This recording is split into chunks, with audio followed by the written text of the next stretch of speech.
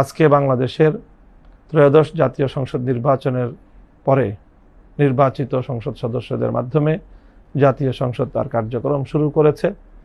আমরা দেখেছি এই সংসদ নিয়ে আমাদের অনেক অভিযোগ আপত্তি থাকা সত্ত্বেও আমরা এই সংসদকে সার্বিকভাবে স্বীকৃতি প্রদান করেছি, সহযোগিতার অঙ্গীকার ব্যক্ত করেছি। আমরা চাই আগামীর বাংলাদেশ সমৃদ্ধ, উন্নত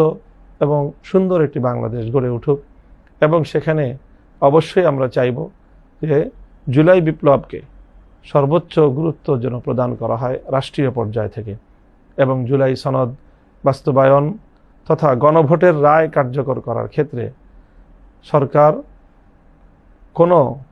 দ্বিধাদ্বন্দ্ব অথবা কোনো ধরনের